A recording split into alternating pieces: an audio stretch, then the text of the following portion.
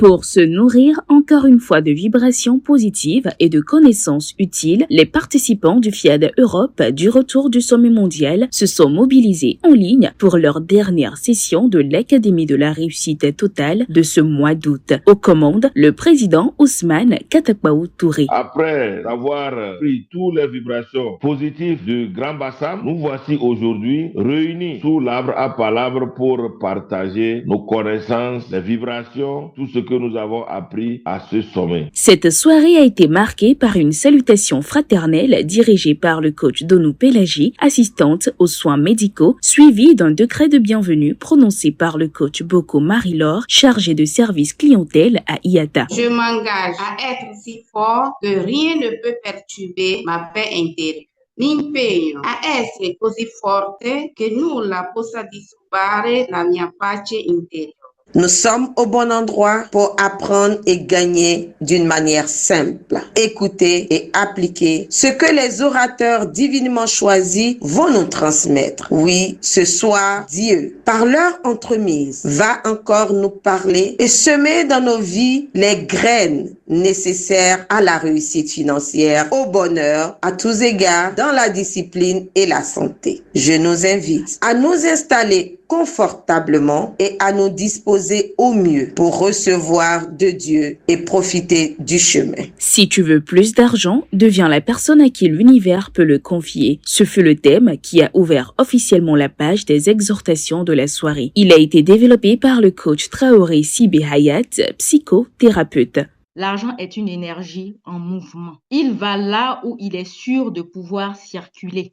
Si tu veux plus d'argent, observe deux choses. Comment tu gères ce que tu as déjà pour mériter la confiance de l'univers? Comment tu sèmes pour récolter plus? La première fait appel à ta gratitude et la seconde à ta générosité. La gratitude ouvre les portes de l'abondance. Soyez heureux de ce que vous avez déjà et vous aurez plus. N'oubliez pas d'épargner et d'investir. Il faut être généreux envers vous-même et envers les autres. La générosité permet de récolter encore plus, telle une graine qu'on sème dans la terre fertile, au lieu de la laisser dans sa poche. Sachez que Dieu donne à ceux qui font ce qu'il aime. Or, Dieu est généreux. Dieu est abondance sans fin. Il faut maintenir cet état d'esprit en se formant sans cesse et en fréquentant ceux qui croient en leur capacité à être riches. Si tu veux être l'homme ou la femme de confiance de l'univers, pratique la générosité, la gratitude et maintiens un état d'esprit d'abondance. Dans la deuxième exhortation, ce fut le coach Mata Marie-Grace, collaboratrice d'agents d'assurance, qui a invité chacun à se concentrer sur ce que la vie leur a donné pour avoir ce qu'elle ne leur a pas encore donné. Dieu utilise toujours ce que tu as afin que tu obtiennes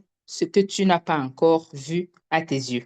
En fait, c'est que la chose existe, mais elle n'est pas encore visible à tes yeux. Dieu utilise donc ce que tu as dans ta maison pour résoudre tes problèmes. La solution à nos perturbations n'est pas ailleurs, elle n'est pas au dehors. Elle est toujours en nous, elle est avec nous, elle est autour de nous. Les choses extraordinaires reposent tout simplement sur les choses ordinaires. L'extra est divin, l'ordinaire est humain. Dans tout miracle, Dieu a besoin que tu fasses ta part. Alors concentre-toi, sur ce que tu as et tu verras que le reste n'est que question de temps à tes yeux. Le coach Katakbaou Touré Nassi, assistante trilingue dans une ambassade à Berlin, a quant à elle exhorté les participants à choisir la bonne humeur comme une victoire quotidienne. Garder la bonne humeur demande souvent de la résilience, de l'optimisme et la capacité à gérer le stress et les déceptions. La bonne humeur est contagieuse et améliore les interactions avec les autres, favorisant ainsi des relations plus saines. La bonne humeur améliore la santé et le sentiment de bien-être procuré par une bonne humeur contribue à un sentiment de bonheur et de satisfaction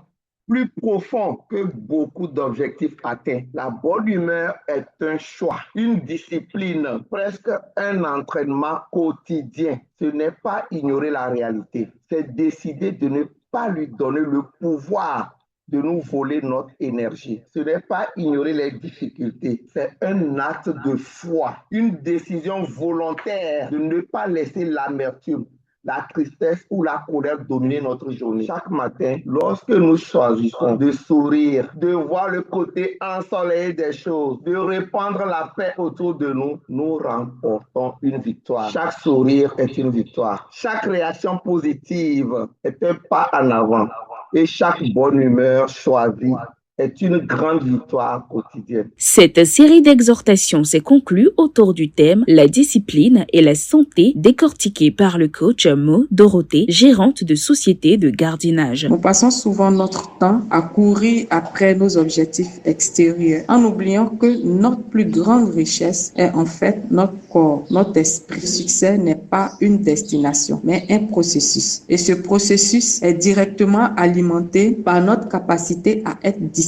La discipline n'est pas une contrainte, c'est un acte d'amour envers soi-même. C'est le choix de faire ce qui est bon pour nous quand même c'est difficile. C'est se lever tôt pour s'entraîner, choisir des aliments sains et prendre le temps de se ressourcer. La discipline est le pont entre vos rêves et leur réalité. De ce fait, nous devons faire ceci. La programmation 13 fois le matin, 9 fois le midi et 9 fois le soir. Faire la thérapie de l'eau, c'est boire un demi-verre d'eau toutes les 2 heures pendant une semaine et après un verre d'eau toutes les 2 heures, le temps que le corps s'habitue et faire cela régulièrement. Manger 3 fois par jour, matin, midi et soir, sans sauter les repas, accompagnés de fruits et légumes ainsi que des épices. Faire une marche de 30 minutes tous les jours. Faire des étirements de manière lente, sans brutalité, en se baissant la tête jusqu'aux genoux, sans plier les jambes et ensuite se mettre sur le dos. Plier son genou jusqu'au niveau de la poitrine